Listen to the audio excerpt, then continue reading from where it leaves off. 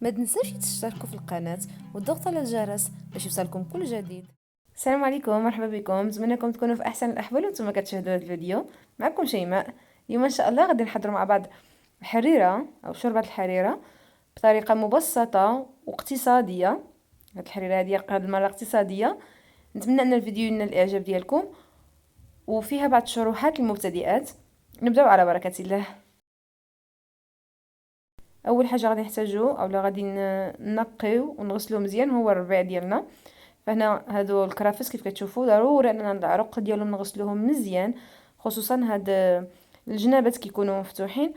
هاد الطرف الاخرين ممكن انكم تزولوهم، ولكن غسلتوهم مزيان مزيان فممكن ما تزولوهمش. كنغسلوهم مزيان ضروري حتى الربع ديالهم طبعا، ولكن كنركزوا على العروق حيت كيكون فيهم التراب. فملي كنغسلوهم مزيان كنشفوهم شويه، كندوزو نقطعوهم. بالنسبه للتقطيع ماشي يعني صغارين، تقطيع عادي حيت غادي نطحنوهم. هنا كيف كتشوفوا كميه اللي هي يعني كبيره نقدروا نقولوا من الكرافس، حيت غادي نعمل كميه كبيره من الحريره. طنجره تقريبا 6 لتر، يعني طنجره العائليه ديال المنزل، وانتم على حسب الكميه اللي باغيين. فهنايا الربطه ديال الكرافس، وممكن انكم تعملوها الطريقه هذه، يعني تقطعوهم وتحتفظوا بهم في المجمد. وقت الحاجه كنجبروهم واجدين. فهنايا كيف كتشوفوا كنقطعوهم ماشي كبارين وماشي صغارين باش يطحنوا لنا بسهوله. ودابا غادي ندوزو القزبر حتى هو نفس الشيء. العرق ديالو كيكون غير صغير شويه على الكرافس، ولكن كيكون بنفس الطريقه. فتاكدوا انكم تغسلوه مزيان ضروري ضروري. كيف كتشوفوا هذا الربيع ديالو او الورقه ديالو، الورق ديال القزبر. كيف قلت شروحات المبتدئات اللي باغيين يتعلموا نفس الشيء غادي نقطعوه وغادي نضيفوه على الكرافس. وبالنسبه لانكم تنشفوهم، اذا كنتم ما غاديش تحتفظوا بهم في المجمد فممكن انكم بلا ما تنشفوهم، يعني كنغسلوهم مزيان غير كنفطوهم هكذا من الماء وصافي وكنستعملوهم يعني طريين. اما اذا كنتو الربع غادي تحتفظوا به في المجمد، فمن بعد ما كنغسلوه كنخليوه ينشف، عاد كنقطعوه ونعملوه في المجمد. هذا المعدنوس، العروق ديالو كيجيو مشدودين مجموعين. كيف كتشوفوا هذه الورقه ديالو مغيره شويه. الغسيل ضروري نغسلو كلشي مزيان، وهاد كندوزو نقطعو نفس الطريقه نفس الشيء، وغادي نضيفوه على الربيع اللي فات، يعني القزبر والكرافس. كيف تشوفوا الكميه، يعني القبطه كيف كنقولوا القبطه ديال الربيع اولا واحد الحزمه من المعدنوس، حزمه من القزبر وحزمه ديال الكرافس. فهادو المكونات ديالنا اللوليين حضرناهم. دابا كناخدو الكميه اللي غادي نقدروا اننا نطحنوها في الخلاط ديالكم، الخلاط الكهربائي كيف كتشوفوا العادي. هنايا وضعت هذا القياس هذا اللي هو طاسه، تقريبا طاسه دربع. كيف شفتوا داك خلطتهم مع بعضيتهم فخديت منهم طاسه. وغادي نحتاج كذلك طاسه من طماطم اللي هي مقطعه بهذا الشكل هذا، بالقشور ديالها بكلشي غير مغسوله ومقطعه. وغادي نضيفو البصل، تقريبا 2 بصلات كبارين مقطعين كذلك. بالنسبه للطماطم ممكن انكم اذا بغيتو ما كتبغيوش القشور ديالها ممكن انكم تقشروها عاد تضيفوها، اولا طحنوها هي اللوليه عاد تصفيوها وضيفوها على المكونات. فهنايا قسمت المكونات على حسب القياس الخلاط، غنطحن الجزء الاولي ومن بعد نطحن الجزء الثاني، يعني اللي بقى لنا من الربيع مع اللي بقى من الطماطم، المهم على حساب القياس الخلاط الكهربائي ديالكم. هنا تقريبا طاسه عامره بزاف من طوماطيش مقطعه وطاسه الربيع. وبالنسبه للبصل 2 بصلات كيف قلت لكم كبارين يكونوا. فغادي نضيفوه على حساب الحجم ديال الخلاط وكنطحنوا كلشي مزيان مع بعضياتو. وبالنسبه للطماطم فالقشور ديالها ما كيبقاوش باينين مره.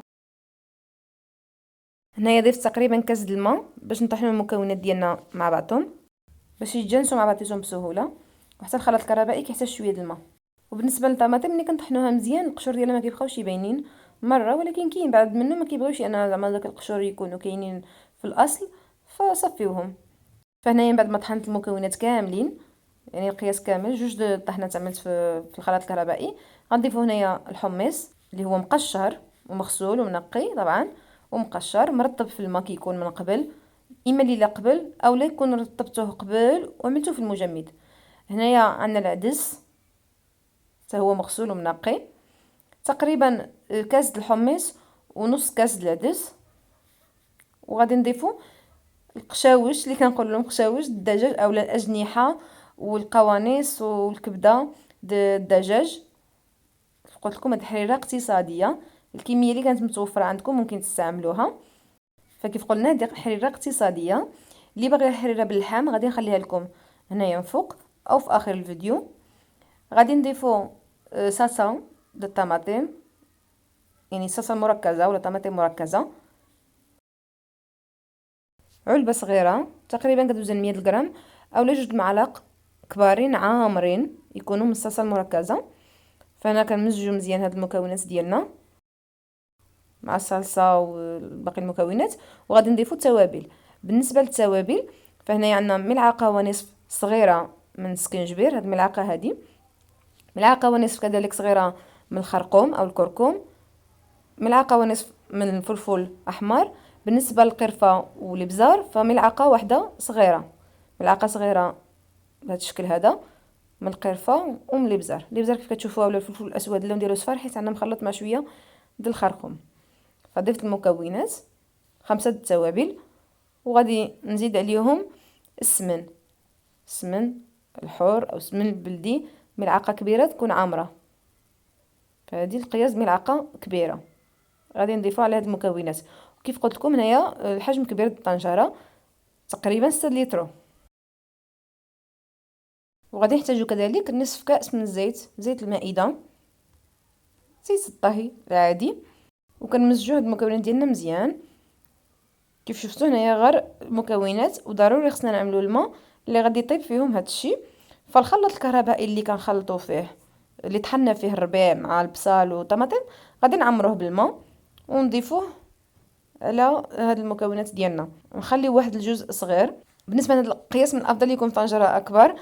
هنايا عمرت الطنجره، فهنايا غادي نخلي هذا الجزء هذا فقط صغير، واذا احتاجت الماء غادي نضيفه. فانا في هذه المرحله غادي نوضعوا الطنجره على النار حتى كيطيب الدجاج وكيطيب الحمص. وطبعا غادي ينقص لنا الماء، فغادي نضيفوا الماء ونخليوها تغلي عاد نكملوا الوصفه ديالنا. فهنا بيد ما المكونات ديالنا او الطنجره ديالنا على النار، خلطنا الطحين مع الماء. كيف كتشوفوا القوام خفيف، يعني كنعملوا كميه من الطحين وكنبداو نضيفوا الماء حتى كنحصلوا على هذا القوام هذا، وكنخلطوه مزيان. ضروري اننا نخلطوهم مزيان، ما خصش يبقى فيهم تكتلات اولا صفيوه. فهنايا غادي نضيف الملح، نسيت ما درتهاش في الاول، ملعقه كبيره عامره من الملح بالنسبه لهذا القياس هذا. كيف شفتوا ملي كتبدا تغلي، اذا شفتوا محتاجين الماء فضيفوا. هنايا كيف قلت لكم الطنجره هذه تقريبا 6 لتر، واحد اللتر صافي اللي خليت الفراغ، وكان خصني نخلي من الافضل اكثر، او كان خصني نعمل في طنجره اكبر. فهنايا القياس د الطاسه، د واحد الطاسه من هذا الخليط هذا د الطحين مع الماء هو اللي غادي نضيفه. وضروري نكونوا كنحركوا باش ما يهوتش القاعده او لا يتكور. كيف قلت لكم قياس الطاسه.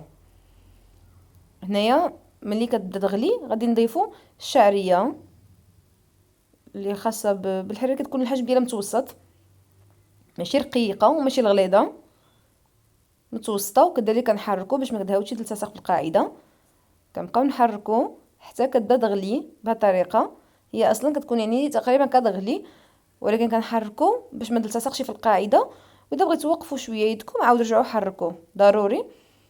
صافي ملي كنشوفوا هي دغيا كطيب، هاد الشعريه دغيا كطيب ما كتعطلش، فملي كنضغطوا عليها وكتهرس بسهوله كتكون صافي يعني طابت. غادي نضيفوا هنايا 3 المعالق كبارين الليمون او الحامض معصر ومصفي طبعا، 3 المعالق كبارين كنضيفوهم على الخليط ديالنا او على الحريره ديالنا. كيف شفتوا طريقه سهله وبسيطه واقتصاديه، يعني ما فيهاش بزاف الحاجات اللي هما مكلفه. فكيف شفتوا هنايا الشعريه طابت. ففي هذه المرحله هذه كنرجعوا داك القطع العناق والاجنحه الدجاج اللي كنكونوا زولناهم قبل ما نضيفوا الطحين، خليط الطحين مع الماء. فهنا في هذه المرحله ممكن انكم توقفوا، يعني ملي تغلي لكم هنايا الحريره صافي نكتفيو، اولا تضيفوا البيض. اللي كيبغي يضيف البيض ففي هذه المرحله هذه كنضيفوه حتى الاخر. كنحاولوا نصبوا عندي هنايا 2 بيضات مخفوقين، وغير كنعملوا الحركه هذه بحال كنقطعوا داك البيض. وضروري اننا نستمروا في التحريك ديالهم مزيان، كنخليوها دغلي دغلي دغلي مزيان حتى كيطيبوا هما، باش اذا احتفظنا بها في الثلاجه واخا مده طويله كتبقى مزيانه، يعني ما كتخسرش، خصوصا اذا كانت الثلاجه طبعا مزيانه. ولكن مهمه هذه المرحله هذه انهم يطيبوا مزيان.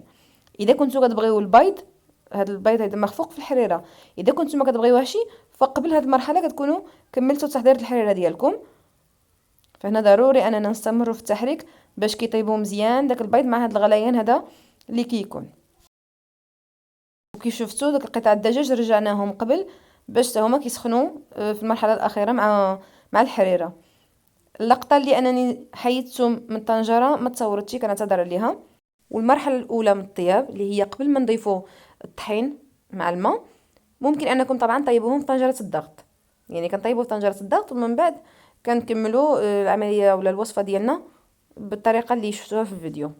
نتمنى ان الفيديو يكون نال الاعجاب ديالكم. ما تنسوش انكم تضغطوا على زر الاعجاب، اللي ما مشتركش اشترك في القناه وضغط على الجرس باش يوصلك دائما الجديد. وبالنسبه للتقديم طبعا كنقدموها مع التمر، الشباكيه، وممكن انكم طبعا تضيفوا عصره من الحامض حتى هي كتجي لذيذه وكتزيد البنه من الحريره، يعني الليمون معصر. واذا كنتو كتفضلوها انها تكون خفيفه فكنضيفوا الماء زياده ملي كتكون كتغلي في الاخير قبل ما نضيفوا شعريه والبيض. اولا الخليط اللي هو الطحين مع الماء ما تعملوش بزاف، يعني تعملوا كميه اقل. نتمنى ان الفيديو يكون نال الاعجاب ديالكم. شكرا بزاف وبالصحه والراحه.